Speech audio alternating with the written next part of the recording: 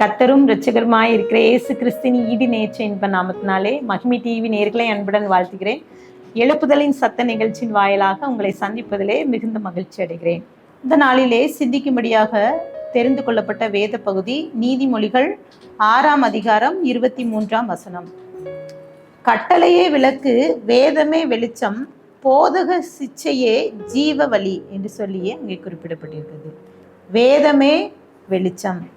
வேதம் வெளிச்சத்தை நமக்கு காண்பிக்கிறது. இந்த பகுதியிலே குறிப்பிடப்பட்டிருக்கிற அந்த வார்த்தை போதக சிச்சை. போதகம், போதிப்பது, போதிப்பதினால் வரும் சிச்சை, இதை குறித்து அங்க குறிப்பிடப்பட்டிருக்கு. அப்போ இந்த வேதம் நமக்கு வெளிச்சமாக இருக்கிறது. அந்த போதகம், ஆண்டுடைய வார்த்தை போதிக்கிறது, நம்மை ஜீவ வழிக்கு கொண்டு செல்கிறது. பரலோக வாழ்க்கைக்கு அதை நம்மை பயணிக்கும்படி செய்கிறது இந்த வேதாகமம். இன்றைக்கு அநேக இடங்கள்ல குறிப்பிடப்பட்டிருக்கும், இன்று வேதம் வாசித்தீர்களா, இன்று ஜெபம் செய்தீர்களா என்று சொல்லி இங்கே நிறைய வீடுகள்ல, நிறைய ஆலயங்கள்ல போடப்பட்டிருக்கிறது. இந்த வாசகங்களை பார்க்கும்போது நமக்கு உணர்வு வருகிறதா, இந்த வேதத்தை நான் எடுத்து வாசிச்சேனா? இன்றைக்கு அநேக நேரங்கள்ல அப்படிப்பட்ட உணர்வு நமக்குள்ள வருகிறது இல்லை. இந்த வேதம் நமக்கு என்ன கற்றுத்தருகிறது என்றால், அறியாமை என்னும் இருள். இதுவரைக்கும் இந்த ஜனங்கள் பாவம் என்பது என்ன, இங்க ஆண்டவர் கட்டளைகளை கொடுத்திருக்கிறார், 10 கற்பனைகள் என்னும் ஆண்டவர் நிறைய காரியங்களை வேதத்தின் மூலமாக அவர் வார்த்தைகளை சொல்லியிருக்கார். அதற்கு எப்படிப்பட்ட ஆவிக்குரிய வாழ்க்கைக்கு நாம் எப்படிப்பட்ட காரியங்கள் நமக்கு தேவை என்பதை இந்த வேதாகம் நமக்கு கற்றுத் தருகிறது. இது நம் வாழ்க்கைக்கு வழிகாட்டி. இந்த வேத புத்தகம் நமக்கு வாழ்க்கைக்கு நல்லதோர் வழிகாட்டியாக இருக்கிறது. இந்த வேதத்தை நாம் எடுத்து வாசிக்கிறோம், அது நன்றாக ஒழுக்க நெறிகளை நமக்கு கற்றுத் தருகிறது. நம் வாழ்க்கையில என்னென்ன காரியம் செய்யணும், ஒருவேளை சிறு பிள்ளையாக இருக்கட்டும், வாலிப மகளாக இருக்கட்டும், இல்ல முதியவர்களாக இருக்கட்டும், யாராக இருந்தாலும் இந்த வேதத்தை எடுக்கும்போது அது சரியான ஒழுக்கத்தை, மனித வாழ்க்கையை நல்வழிப்படுத்துகிறதாகவும் இருக்கிறது. எது சரி, எது தவறானது, இது சரியான பாதை என்பதை நமக்கு வேதம் சொல்லி தருகிறது. பாருங்க, இது சில நேரங்கள்ல அறியாமை, பாவ இருள் நிறைந்த ஒரு வாழ்க்கைக்குள்ள நம்ம இருப்போம். வேதம் ஒரு மனிதனுக்குள்ளாக இந்த வேத வசனம், இந்த வார்த்தை உட்கொள்ளும் போது அது பாவ, சாப, மரண இருள், இதுல இருந்து நாம் விடுவிக்கப்படுகிறோம். எப்படிப்பட்ட வெளிச்சம் நமக்குள்ள வருது? பாவ இருள். அந்த இருளிலிருந்து நாம் ஒளிக்கு வருகிறோம், வெளிச்சத்துக்குள்ளாகும். அதனாலதான் அந்த வசனம் சொல்கிறது, கட்டளையே விளக்கு, வேதமே வெளிச்சம். வேதம் நமக்கு வெளிச்சத்தை காட்டுகிறது, நல்லதோர் வழிகாட்டியா இருக்கிறது, மெய்யறிவை கொடுக்கிறது. இன்றைக்கு மெய்யான அறிவு நமக்கு வேணும், ஆத்மான ஞானம், ஆத்மார்ந்த ஞானம் நமக்கு தேவை. மனிதன் உள்ளானதை, நம்ம உள்ளி திரியங்களை, நாம் இருதய வாஞ்சைகளை, இருதய எண்ணங்களை நாம் ஒருவேளை மற்ற மனிதர்களாக புரிந்து கொள்ள முடிகிறது இல்லை. ஆனால் வேதம் என்ன, தெய்வீக ஆண்டவருடைய வார்த்தை ஆண்டவர் நமக்குள்ள கிரியை செய்கிறது. அவர் நமக்குள்ள இடைப்படுவதற்கு, சரியான பாதைக்கு செல்வதற்கு இந்த வேதம் புத்தகம், வேத வசனம் நமக்கு உதவியாக இருக்கிறது. இது எப்படின்னா, தெய்வ தன்மையை பெற்றுக்கொள்ள உதவுகிறது. தெய்வீக தன்மை, தெய்வீக அனுபவம் என்னும் சொன்னா, உலக பிரகாரணமாக ஜீவியம், ஆவிக்குரிய ஜீவியம் சொல்லுவாங்களா. அப்போ ஆவிக்குரிய வாழ்க்கையில தெய்வீக தன்மையை உணரும் ஒரு கருவியாக இந்த வேதாகமம் நமக்கு இருக்கிறது. இந்த வேதாகமத்தை குறித்து அநேக ஜப வீரர்கள், ஜப வல்லுநர்கள் நிறைய சொல்லியிருக்காங்க. இதுல அமெரிக்க ஜனாதிபதி அங்க ரொனால்டு ரீகன் சொன்ன காரியம் என்னன்னா, அவர் உலகத்தில் நம்மை எதிர்நோக்கி இருக்கிற எல்லா பிரச்சனைக்கும் தீர்வு பரிசுத்த வேதாகமத்தில் இரண்டு அட்டைகள் நடுவிலே இருக்கிறது. அப்போ எல்லா பிரச்சனைக்கு தீர்வு எங்க இருக்குது? பரிசுத்த வேதாகமத்தில் இரண்டு அட்டைகளுக்குள்ளாக இருக்கிறது. எத்தனை பேர் நம்ம அதை அனுபவிக்கிறோம்?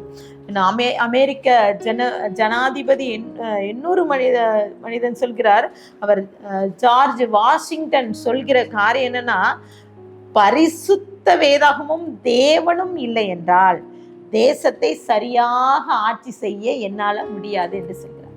அப்போ ஜார்ஜ் வாஷிங்டனை போல நாமும் கூட பரிசுத்த ஆவியானவர் என்ன சொல்ல போனா வேதாகமும் தேவனும் இல்லை என்றால் நம் வாழ்க்கையிலே நாம் எதையும் நாம் சாதிக்க முடியாது, எந்த ஒரு செயலிலே நாம் ஈடுபட முடியாது. இன்னும் சர் வால்டர் ஸ்காட் என்கிற தேவ மனிதன் சொல்லி, அவர் இங்கிலாந்து நாட்டை சேர்ந்த அவர் புகழ்பெற்ற எழுத்தாளர். அவர் சொல்ற காரியம், அவர் மறைக்கும் தருவாயிலே, மரண வேளையிலே அவர் நிறைய புத்தகத்தை எழுதியிருக்கிறார். அப்போ அவர் தன்னுடைய மகனை அழைத்து கொண்டு சொல்கிறார், அந்த அலமாரியில அந்த புத்தகத்தை எடுத்துட்டு வா என்று சொல்கிறார். அப்போது அவர் சொல்ல, நிறைய புத்தகங்கள் இருக்கிறதே, நீங்க எழுதின புத்தகம் எல்லாம் இருக்கு, நான் எந்த புத்தகத்தை எடுத்துக்கொள்ள வர வேண்டும் என்று சொல்லி அந்த மகன் கேட்டபோது அவர் சொன்ன புத்தகம் என்றாலே அது வேதாகமம் என்று சொல்கிறார். இன்றைக்கு எத்தனை பேர் நாம் வேதாகமத்தை ஒரு புத்தகமாக, ஏதோ ஒரு ஆண்டுடைய வார்த்தை ஏதோ நம்ம வாசிக்கணும், இன்றைக்கு நான் வேதத்தை வாசித்தேன் அப்படின்னு சொல்றதுக்காக நம்ம அதை வாசித்து கொண்டிருக்கிறோம். வேத வசனங்கள் நமக்குள்ள கிரியை செய்கிறது. போதக சிச்சை, இன்றைக்கு இந்த வார்த்தை, இந்த காரியங்கள் நம் ஒவ்வொருவருக்கும் தேவை. சில நேரங்கள்ல ஆலயத்துக்கு செல்வோம், ஆலய காரியங்கள்ல முன்னிற்போம், நம்ம சில காரியங்கள்ல செய்து கொண்டிருக்கும் போது யாராவது ஏதாவது ஒரு வார்த்தையை சொல்லிட்டா, இல்லை பிள்ளைகள் பேசி கொண்டிருப்பாங்க ஆலயத்துல, அப்பொழுது நமக்குள்ள ஒரு உணர்வு வரும், பேசாத என்று சொல்லி நம்ம கடிந்து கொள்வோம்.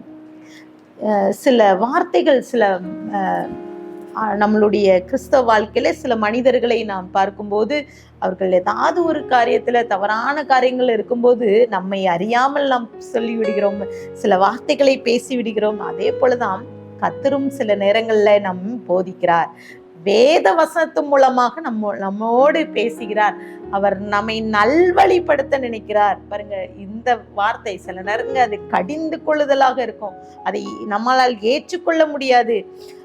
ஆன்மீக ரீதியாக இதை திருத்தும் இந்த வேதம் நம்மை சரியான பாதையில, ஆத்ம ரீதியாக நம்மை மாற்றத்தை கொண்டு வருகிற ஒரு கருவியாக இருக்கிறது.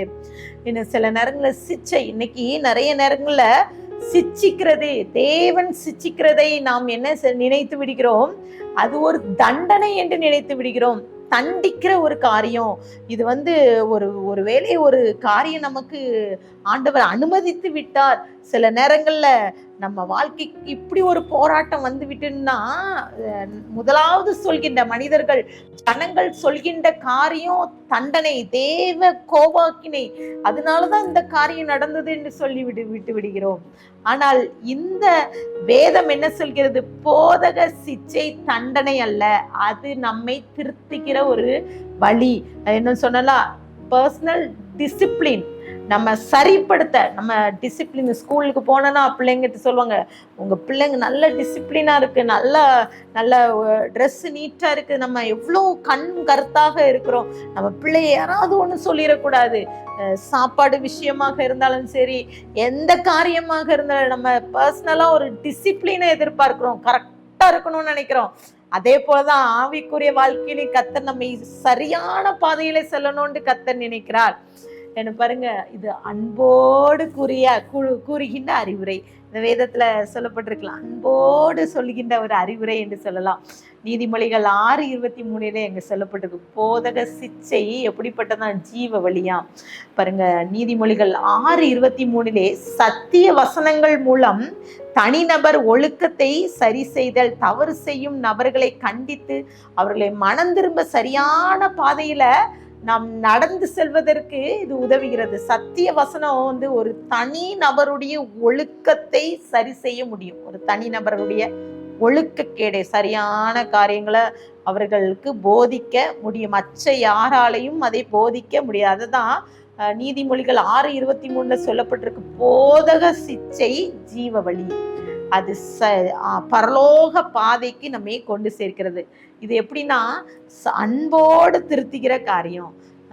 சில வேளைகள்ல நாம் பேசுகிற அந்த வேத புத்தகத்தின் மூலமாக வேத வசனத்தை மற்றவர்களுக்கு சொல்லும் போது அது கடினமா இருக்கும். ஆனா நம் வேதத்தை புத்தகத்தை எடுத்து வாசிக்கும் போது கர்த்தர் நம்மோடு பேசுவாரானால், அவர் நம்மோடு இடைப்படுவாரானால், இந்த வசனங்கள் மூலமாக பேசுவாரானால் நம் இருதயத்துக்குள்ள மாற்றத்தை கொண்டு வரும். இங்க பாத்தீங்கன்னா சபையின் இங்க நம்ம வாழ்க்கையில சபையில இல்ல ஆலயங்கள்ல அந்த காரியங்கள்ல நம்ம செல்லும்போது இது ஆத்தும வளர்ச்சியை கொண்டு செல்கிறது. இந்த வேத வசனத்தை கற்றுக்கொள்வது மூலம் ஆத்தும வளர்ச்சி, ஆத்தும ஆதாயம், நமக்குள்ள ஒரு தாகத்தை எதை கொண்டு வருகிறது, வேதத்தை ரகசியங்களை கற்றுக்கொள்ள. இந்த தாவீது சொன்னது போல எங்க இருதய கண்களை திறந்தரலுங்க, ஆண்டவர்கிட்ட கேட்கிறோம், இருதயத்தை கண்ணை திறந்தரலும்னு சொல்லி தாவீது சொன்னது போல இருதயம் திறக்கப்படணும்.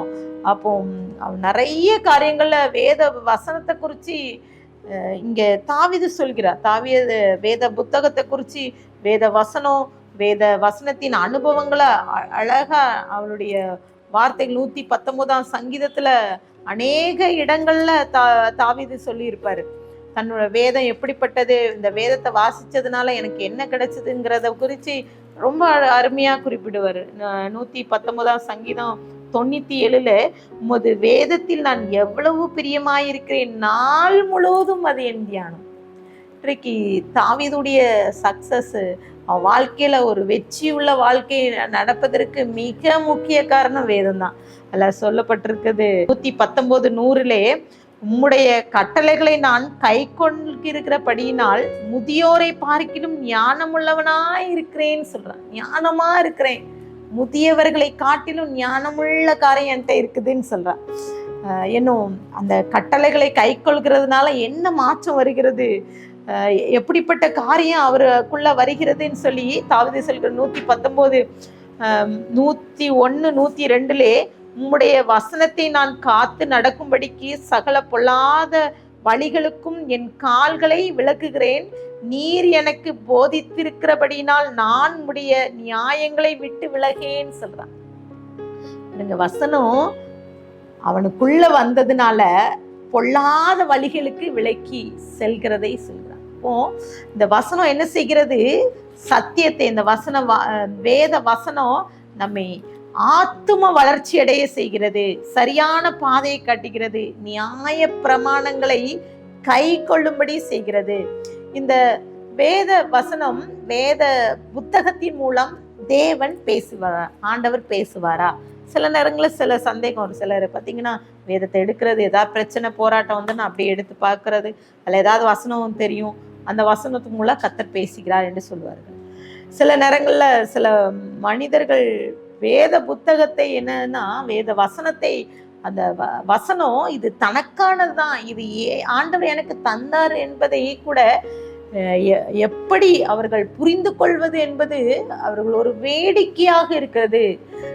சில வசனங்கள், சில வேத வசனத்தை நாம் தியானிக்கும் போது, சில வார்த்தைகளை பேசும்போது கடினமான வார்த்தைகளை அவர்களால் கேட்க முடியாது. அங்க வேதம் சொல்லுது, கேட்கிறவனுக்கு காதுள்ளவன் கேட்க கடவுது. சில வார்த்தைகள்லாம் வசனங்கள்ல வேத புத்தகத்துல இருக்கும், சிலரால ஏற்றுக்கொள்ள முடியாது. இப்படிப்பட்ட வசனத்தை, ஆசீர்வாதமான வசனம் இல்லை. சில ஊழியர்கள் வசனத்தை எச்சரித்து பேசும்போது ஏற்றுக்கொள்ற மனப்பக்கம் இன்றைக்கு நம்மிடம் இல்லை. ஆனால் தாவீது சொல்கிறார், நான் என்னுடைய இந்த நியாயப்பிரமாணம், அந்த வசனத்தை நான் காத்து நடக்குகிறபடினால் பொல்லாத வழிக்கு நான் விலகி போறேன்னு சொல்றேன். அப்படி ஒரு தைரியம் இருக்குது. இன்னைக்கு நிறைய நேரங்கள்ல அந்த வசனம், வேத வசனம், அந்த வசனத்தின்படி நடக்கிற காரியங்கள், அந்த அப்படிப்பட்ட அனுபவம் நமக்கு மிக குறைவாக இருக்கிறது. நீதிமொழிகள் 3:11-12 அழகா அங்க குறிப்பிட, என் மகனே கர்த்தருடைய சிச்சையை அற்பமாக எண்ணாதே, அவர் கடிந்து கொள்ளும் போது சோர்ந்து போகாதே, தகப்பன் தன் நேசிக்கிற புத்திரனை சிச்சிக்கிறது போல கர்த்தரும் எவனிடத்தில் அன்பு கூறுகிறாரோ அவனை சிச்சிக்கிறார்னு சொல்லி அப்போ கர்த்தருடைய சிச்சை, அவருடைய அவருடைய போதனை, அவர் பேசுகிற வார்த்தை. சிலதான் அற்பமா நினைச்சிருவாங்க.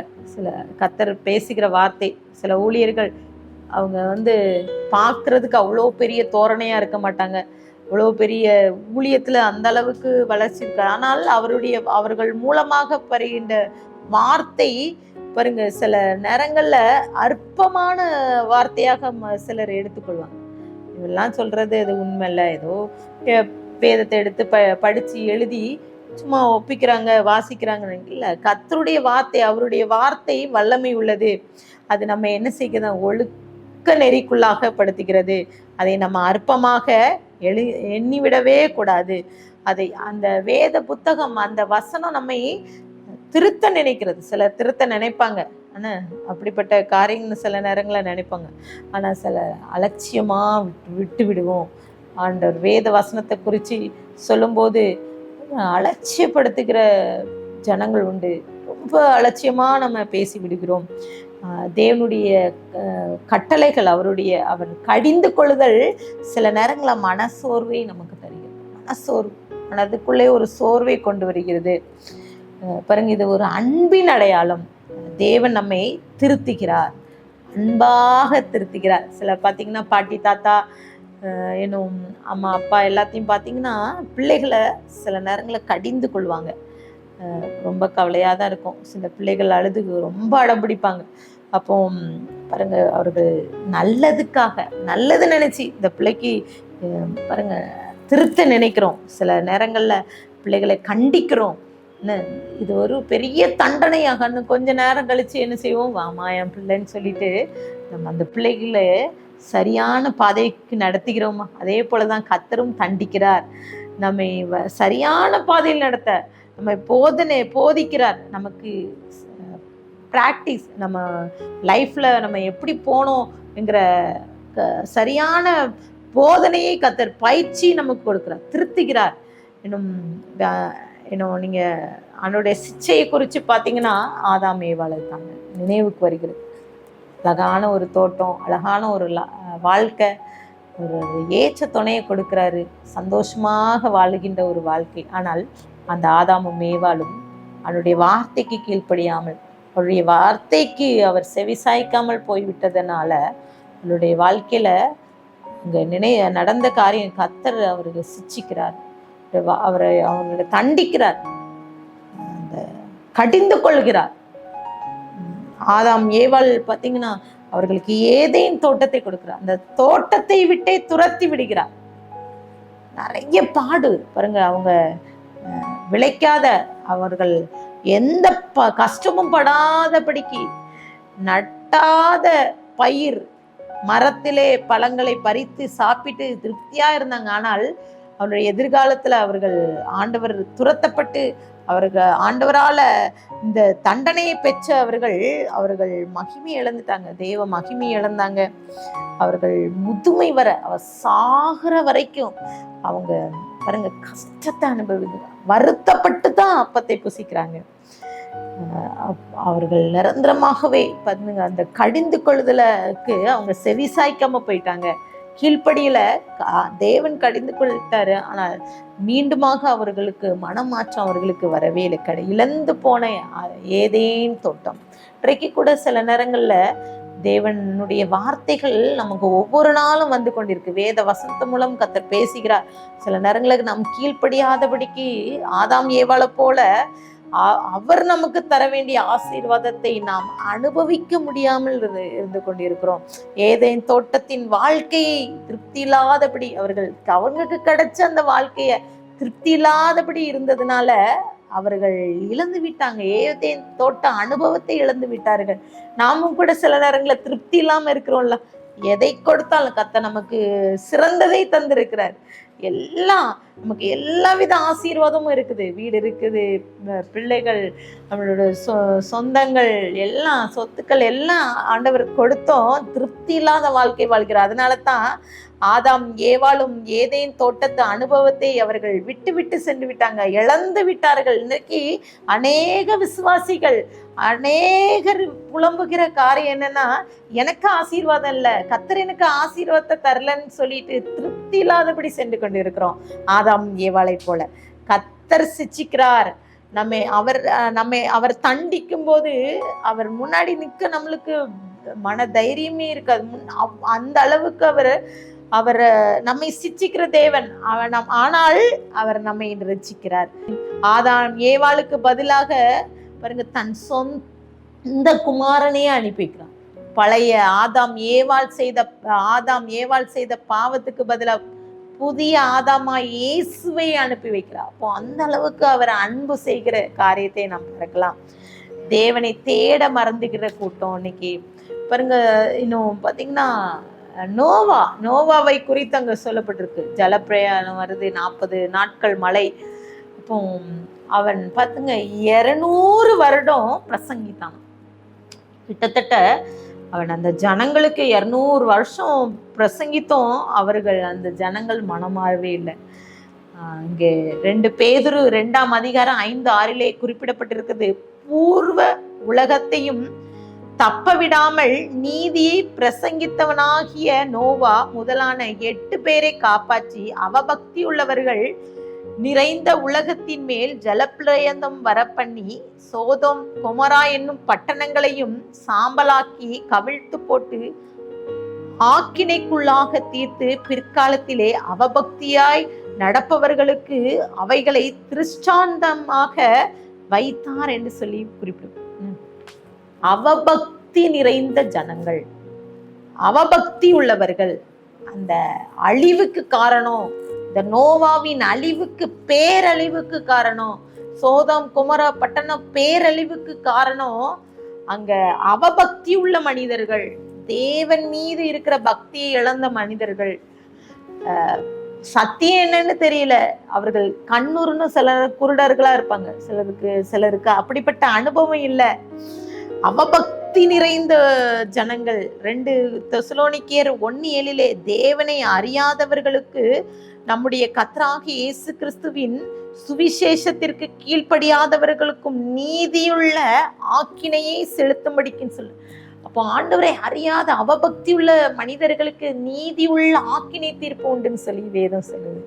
இன்றைக்கு எத்தனை பேர் நாம் ஆண்டுடைய வேத வசனத்தை நாம் அறிந்து கொண்டிருக்கிறோம்? அவர் எப்படிப்பட்ட சூழ்நிலையை நாம் அனுபவிக்கிறோம்? தேவன் நம்மை போதிக்க நினைக்கிறார், நம்மை சிச்சிக்கிறார். அவர் சிச்சித்து நம்மை ரட்சிக்கிறார். இங்க நோவாவுக்கு பாருங்க, நோவா காலங்கள தண்டனை கிடைச்சது. அந்த நோவாவுடைய பிள்ளைகள் குடும்பம் அங்கே தப்பி பிழைக்கப்படும்படி கர்த்தர் செய்கிறார். அதே மாதிரி சோதம் குமரா பட்டணத்தை அழிக்கிறார், கடிந்து கொள்கிறார். அந்த நேரத்திலும் அங்க குறிப்பிடப்பட்டிருக்கிற லோத்தை கர்த்தர் கண்ணோக்கி பார்க்கிறார், இறங்குகிறார். அவருடைய வார்த்தை அவர் தண்டிக்கிற போது, அவரை சிச்சை அவர் சில நேரங்களை சிச்சிக்கும் போது அதை நம்மளால் ஏற்றுக்கொள்ள முடியாது. அவர் போதிக்கிறவரா இருக்கிறார். இங்கே அநேக இடங்கள்ல அவர் போதிக்கிறார், நம்ம வேத வசனத்து மூலமாக போதிக்கிறார் என்பதை அவர் சுட்டி காட்டி கொண்டே இருக்கிறார். யோபு 36:22 இதோ தேவன் தம்முடைய வல்லமையில் உயர்ந்திருக்கிறார், அவரை போல போதிக்கிறவர் யார் என்று சொல்லி யோபு சொல்கிறார். சரியான பாதை கர்த்தர் சரியாததான் சொல்வார். சில நேரங்கள்ல நம்ம சாய்ஸ் நம்ம சூஸ் பண்ணுவோம், இது கரெக்டா இருக்கும், நம்ம கேட்போம்ல, இந்த மாதிரி வேணும், இந்த காரியங்கள்லாம் எனக்கு வேணும்னு கேட்போம்.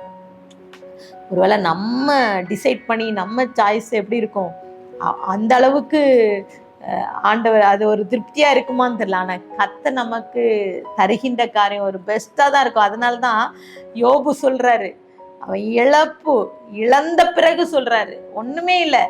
அவன் மனைவி சொல்ல, தேவனை தூசித்து ஜீவனை விடு சொன்ன பிறகும் கூட எல்லாமே இழந்து விட்டது. வேலைக்காரர்கள் ஒரே நாள்ல எல்லாம் போயிடுச்சு அங்க. ஆனாலும் அந்த அவன் சிச்சையை யோசிக்கிறான். தேவன் என் மீது காட்டின இந்த தண்டனை எதுக்குன்னு அவனுக்கு தெரியல. நான் ஏதாவது தவறு செய்தானான்னு அவனுக்கு புரிஞ்சுக்க முடியல. அவனுடைய அவருடைய நண்பர்கள் வராங்க. அவர்கள் நிறைய வார்த்தைகளை அள்ளி விடுறாங்க. இந்த காரியங்கள்லாம் செஞ்சா நீ பண்ணதெல்லாம் துரோகம், தவறுன்னு சொல்லி அநேக வார்த்தைகளை சொல்றாங்க. வேலைக்காரர்கள் கூட அவன் வேலைக்காரர் கூட அவனுக்கு உதவுகிற தன்மையோடு யாருமே இல்லை. எல்லாரும் அவர்கள் விலகி ஓடுறாங்க. இப்படிப்பட்ட நிலைமையில யோபு சொல்கின்ற காரியம் என்னன்னா, யோபு 36:26 அவர் சொன்னது போல, இதோ தேவன் தம்முடைய வல்லமையிலே உயர்ந்திருக்கிறார். ஏன்னா அவரை போல போதிக்கிறவர் இந்த உலகத்துல, அவர் போதிக்கிறவராய் இருக்கிறார்.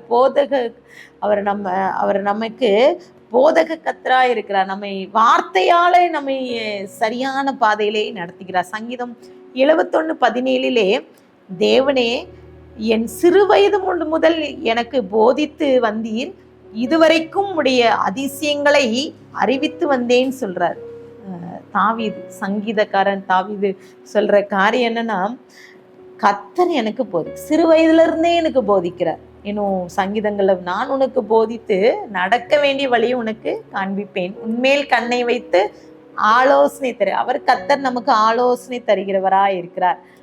அந்த வேத வசனம் நமக்கு ஆலோசனை தருகிறது. கர்த்தரே பேசுகிறார். அவர் வாயிலிருந்து வந்த வார்த்தை, சில வார்த்தைகள்லாம்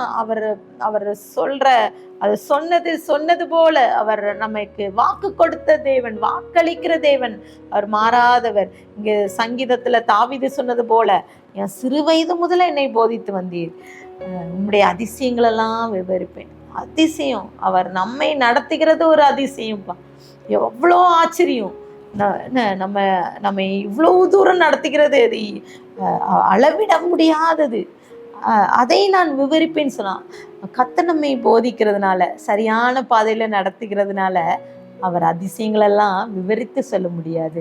எனும் ஏசாயா தீர்க்கன் சொல்கிற காரியம், ஏசாயா 54:13 உன் பிள்ளைகள் எல்லாரும் கர்த்தரால் போதிக்கப்பட்டு இருப்பார்கள், உன் பிள்ளைகளுடைய சமாதானம் பெரிதா இருக்கும் சொல்லிட்டு. அப்போ இன்றைக்கு பிள்ளைகளை கவனித்து பாருங்க. சில பிள்ளைகள்லாம் ரொம்ப அடம் பிடிக்கிற காரியங்கள்.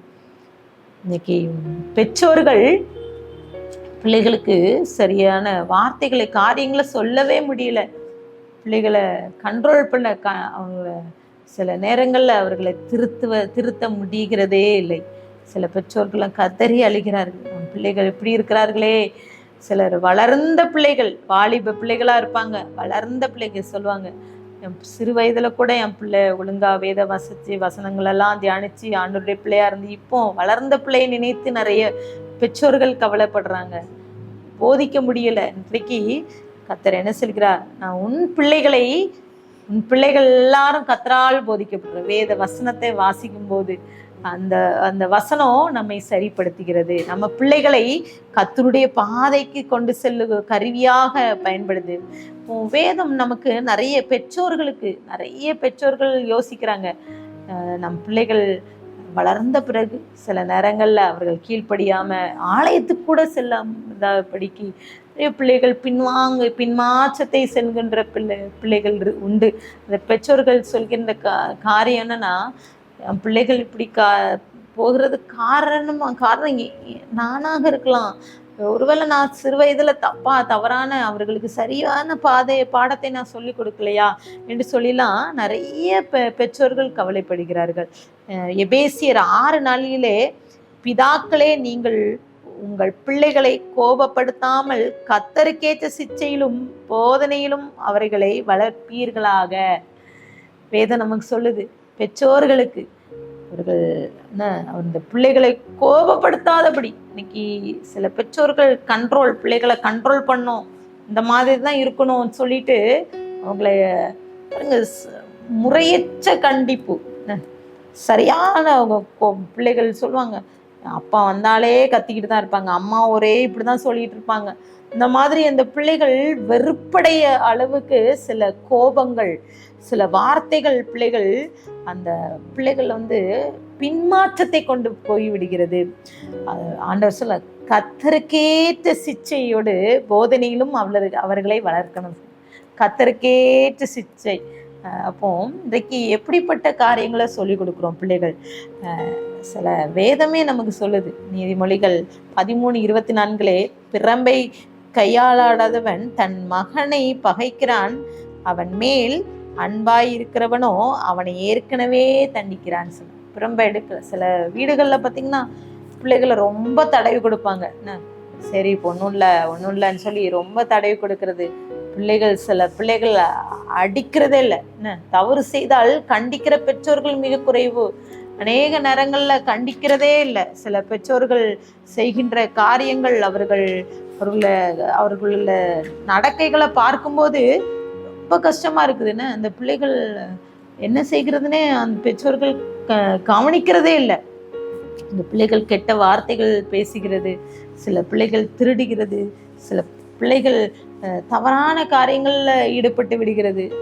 இதனால அந்த பிள்ளைகள் சிறு வயதிலே அந்த பிள்ளைகளை கண்டிக்காதபடிக்கு சில நேரங்களில் விட்டு விடுகிறோம். நீதிமொழிகள் 29:15 பிறம்பும் கடிந்து கொள்ளுதலும் ஞானத்தை கொடுக்கும், தன் இஷ்டத்துக்கு விடப்பட்ட பிள்ளைகளோ தன் தாய்க்கு வெட்கத்தை உண்டு பண்ணுகிறான்னு சொல்லி இஷ்டத்துக்கு விட்டுறது. சில நேரங்களில் அப்படிதான் நம்ம பிள்ளைகள் உள்ள பிள்ளைகள் குடும்பங்களில் பார்த்தீங்கன்னா ஒரு வீட்டில் ஒரு பிள்ளைகள் தான் இருக்காங்க. அந்த பிள்ளைகளை அடிக்க முடியல, சில நேரங்களில் திருத்த முடியல, அவர்களை கடிந்து கொள்ள முடியல.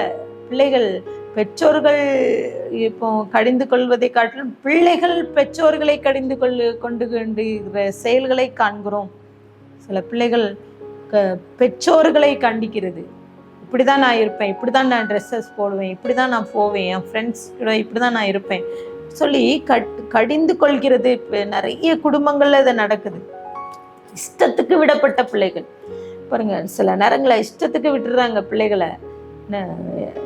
இப்படிப்பட்ட உலகம் எங்கேயோ போயிட்டு இருக்கு, இப்படிப்பட்ட காரியம் இருக்கு. நம்ம பிள்ளைகளை ரொம்ப சுதந்திரம் கொடுத்து அந்த பிள்ளைகளுக்கு பாவங்கிறத என்பதை கற்றுக்கொள்ளாதபடிக்கு இந்த பிள்ளைகளை உலகத்து காரியத்துக்கு ஓடிக்கொண்டிருக்கிறாங்க.